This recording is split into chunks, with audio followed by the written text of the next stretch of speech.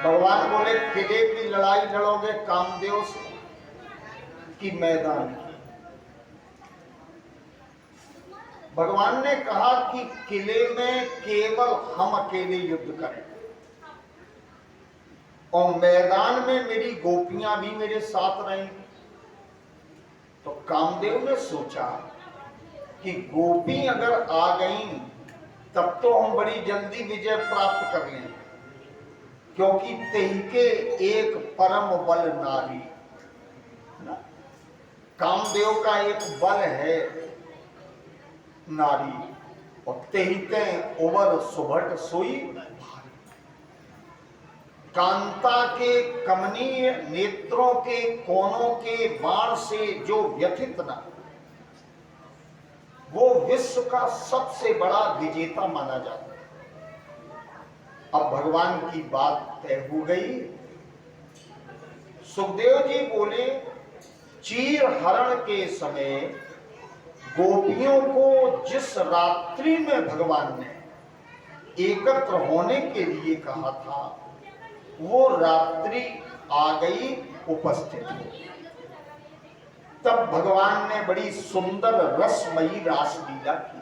आइए रासलीला का पहला श्लोक रास बिहारी भगवान को समर्पित करते हुए इस क्रम का शुभारंभ करें। भगवान पिता रात्रि शरदोत फुल्ल मल्लिका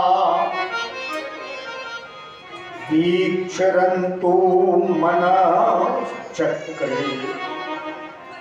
योग माया उपासता। भगवान अपि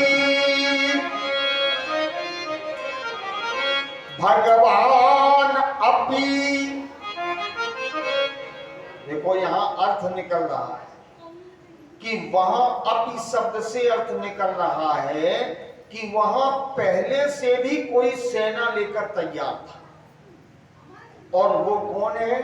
कामदेव। कामदेव पुष्पों का धनुष लिए, फूलों का, 5 प्रकार के इसके बाण हैं, और संपूर्ण सेना इसने लगा दी भगवान के द्वारा निश्चित किए गए समय में और निश्चित स्थान पर। तभी तो शब्द है अपि, भगवान भी। तो जब कामदेव पूरी सेना लगाए था और युद्ध के लिए तत्पर था, तैयार था पूरे मनोयोग के साथ, तो भगवान ने भी राधा रानी को साथ में लेकर कामदेव से युद्ध करने के लिए उस रात्रि, है ना, उस रास के क्षेत्र में प्रवेश किया। प्रेम से बोलो राधे। बात स्पष्ट हो गई? किसी को ऐसा तो नहीं समझ में ना आए। भगवान भी उस रात्रि, परीक्षित जी वो शरद पूर्णिमा की रात्रि थी, शरदोत फुल्ल मल्लिका, चंद्रमा पूर्व की दिशा में संपूर्ण कलाओं के साथ निकला हुआ था। ऐसा लग रहा था कि मानो चंद्रमा अपनी रात्रि रूपी पत्नी से मिलने के लिए श्रृंगार करने के कारण सुहावना लग रहा था। सारा वन प्रेम के रंग में रंगा हुआ था। बेला, चमेली, गुलाब, इनके पुष्प खिले थे, फूल खिले थे। 3 प्रकार की हवा चल रही थी, शीतल, मंद और सुगंध, चली सुहावन त्रिविध बयारी। अच्छा, ये हवा ये काम का ही पक्ष ले रही है, क्योंकि काम कृषाणु बढ़ावन। इस युद्ध में आप अनुभव करना कि ठाकुर जी ने अपना कोई बचाव नहीं किया। कामदेव जिससे बढ़े, कामदेव को जिससे बल मिले, कामदेव जिससे प्रसन्न हो, भगवान ने वही स्थान, वही समय और वही क्षेत्र चुना है। शरद ऋतु कामवर्धक, उस पर भी रात्रि चंद्रमा दिखाई पड़ रहा है, कामवर्धक। रात्रि का दूसरा पहर भी कामवर्धक, वन का एकांत स्थान कामवर्धक, और गोपियों का साथ कामदेव की दृष्टि में कामवर्धक है ना, भगवान की दृष्टि में नहीं। सुधी जनों की दृष्टि में तो गोपियां जीवात्माएं हैं, लेकिन कामदेव की दृष्टि में तो भगवान वहां आ गया। सुखदेव जी कहते हैं कन्हैया ने निकाली अपनी वंसरी, और आज वंसरी पर भगवान ने क्लींग बीज मंत्र बजाया। क्लींग माने सम्मोहन गीत बजाया, सम्मोहन मंत्र बजाया। 9 बीज हैं, ओम, एम, ह्रीं, क्लीं। क्लीं ये सम्मोहन बीज है। जैसे गोविंद ने बजाया और वंसरी की आवाज उन गोपियों के कान में पड़ी जो चीर हरण के समय भगवान से मिली थी, और भगवान ने जिनको स्पर्श करने का समय दिया था। प्रेम से बोलो राधे। सब गोपियों के कान में ये आवाज नहीं पड़ी है ना, ये क्लींग बीज मंत्र है। तो जो चीर हरण में गोपियां थी, उन्हीं के कान में ये वंसरी की आवाज पड़ी। तो व्यास जी ने वर्णन किया पुनः, निशम्य गीतम तदनंग वर्धनम ब्रज स्त्रिया कृष्ण गृहीत मानस। ब्रज स्त्रिया कृष्ण गृहीत मानस। निसम मने सुनकर, गीतम मने गीत को। भगवान की वंसरी का वो गीत गोपियों ने जब सुना, और गीत है कैसा, अनंग वर्धनम है, कामदेव को बढ़ाने वाला, काम को प्रसन्न करने वाला, काम को और शक्ति देने वाला। हम आप जब शत्रु से युद्ध करते हैं तो शत्रु की शक्ति को कमजोर करते हैं, लेकिन मेरे ठाकुर जी ने जब युद्ध किया तो शत्रु की शक्ति को कमजोर नहीं किया, बढ़ाया। तो है अलौकिक दिव्य युद्ध है, न कोई अस्त्र है, न कोई शस्त्र है, न शत्रु को कमजोर किया जाता है। लेकिन भगवान ने काम किया, गीत तो बजाया कामवर्धक, गीत तो बजाया सम्मोहक, लेकिन भगवान ने एक काम किया। क्या? व्यास जी ने वर्णन किया, ब्रज स्त्रिया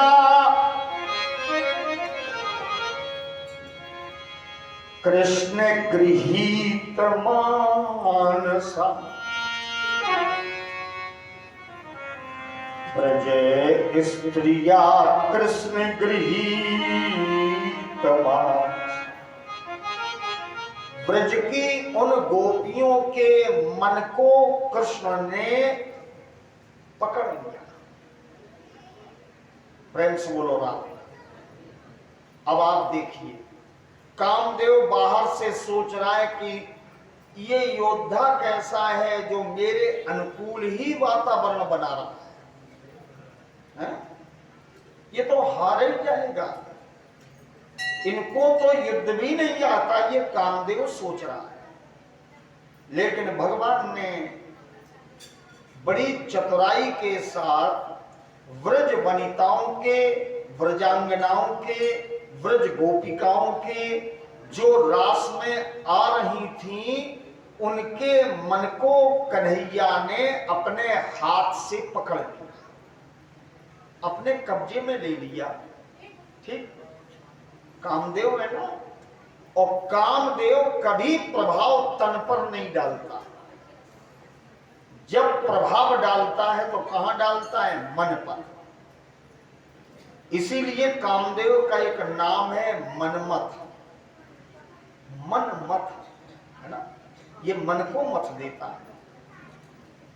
कामदेव का एक नाम है मनसिज, ये मन को वेदता है। आप रामचरितमानस में देखिए, प्रमाण मिलेंगे। कोपे जबहि बार चर केतु, छनमो मिटे सकल सुत सेतु, ब्रह्मचर्य व्रत संयम नाना, धीरज धर्म ज्ञान विज्ञाना, सदाचार जप जोग विरागा, सभय विवेक कटक सब भागा। भाई काम बस जोगी तापस पावरन की को कहे, देखें चराचर नारीमय जे ब्रह्ममय देखत रहे। अबला बिलो कहीं पुरुष महजक पुरुष सब अबला मयम, दुई दंड धर ब्रह्मांड भीतर काम कृत कौतुक अयम। इनको तो छोड़िए, नदी उमग अम्बुद को धाई, संगम करें तालाब तलाई, जहां अस दशा जड़न कै बरनी, को कही सके सचेतन करनी। धरी न काहू धीर और सबके मन मनसिज हरे। तो कामदेव क्या हरता है? मन, है ना। और मन कामदेव कहां से हरे? जबकि भगवान ने पहले ही व्रज अंगनाओं के मन को हर लिया और अपनी पकड़ में ले लिया। फ्रेंड्स बोलो राधे। तब तो समझिए, तभी तो इस युद्ध में ठाकुर जी की विजय। क्योंकि कोई भी जिंदगी में दुर्गुण अगर प्रवेश करता है तो उसके प्रवेश का दरवाजा होता है मन। और मन जब मनमोहन के कब्जे में है तो कोई भी विकार, कोई भी दुर्गुण, कोई भी अधर्म प्रवेश कैसे करेगा? सुखदेव स्वामी कहते हैं कि भगवान ने ब्रजांगनाओं के मन को पकड़ लिया और अब जैसे ही बंसरी की आवाज उनके कान में गई तो चांदनी रात्रि थी। 3 घंटे रात्रि व्यतीत हो चुकी थी। बंसरी की आवाज सुनकर के समस्त गोपियां जो चीर हरण के समय उपस्थित थी वो भगवान की ओर चल पड़ी। मुरण्यो न्यमल छिद्रोत्तमा, जो यमुना का रेत था वो चांदी की तरह चमक रहा था और गोपियां बड़े वेग के साथ जा रही थी। लेकिन आप लोग दोष दर्शन न करें, कहां जा रही थी तो चौथी पंक्ति में बताया गया। सयत्र Kanto सयत्र Kanto जबलोल Kundalam, सायत्र Kanto जबलोल Kundalam. गोपियां अन्यत्र नहीं जा रही, उनके जहां पति हैं, उनके पति उपस्थित थे वहां जा रही थी। सामान्य वह, तो यहां शब्द लगेगा उनकी। यत्र माने जहां, कांतो माने पति। अब गोपियों के पति थोड़ी है भगवान है? सुधी लोगों अर्थ लगाओ, यहां सा शब्द का प्रयोग गोपियों के लिए नहीं है, क्योंकि अगर गोपियों के लिए सा शब्द का प्रयोग होता तो सा न होता, सा होता है, आकारांत होता। लेकिन यहां स्त्रीलिंग नहीं है, सा अर्थात जीव है ना, जीवात्मा, आत्मस्वरूप गोपियां हैं और आत्मा के लिए कोई लिंग नहीं है। प्रेम से बोलो राधे राधे। ये श्रीमद् भागवत महापुराण डूबने का ग्रंथ है। जो इसमें डूब गया वो उबर गया। संसार के अन्य विषयों में, पदार्थों में, संसार में जो डूब गया वो डूब गया, और इसमें जो डूब गया वही तो तैर गया। जे बूढ़े ते उबरे सायत्र कांतो। आत्मस्वरूप गोपियों के प्राणाधार परमात्मा जहां थे वहां गोपियां जा रही। परीक्षित जी इतनी तेज चल रही थी कि जबलोल कुंडलम, इनके कानों में पड़े हुए कुंडल आगे और पीछे की ओर हिल रहे। अच्छा, कुछ पति भी जिद्दी थे। पति वे बोले जब बंसरी बजती है तब चल देती। तो आज कुछ एक गोपियों को उनके पतियों ने जाने नहीं दिया,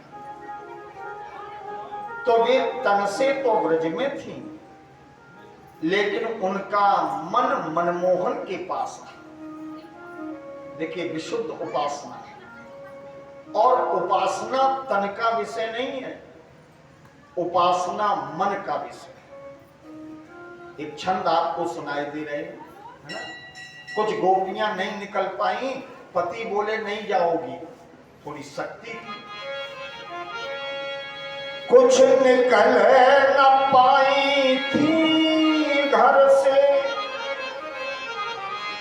पतियों ने राह रोक ली थी। वे ध्यान कृष्ण का करती थी, विरहा की आगे जल रही। भगवान के वियोग की अग्नि हमारे जीवन के विकारों को नष्ट कर देती। मन में विकार जो कुछ भी था वह कृष्ण ध्यान से दूर हुआ।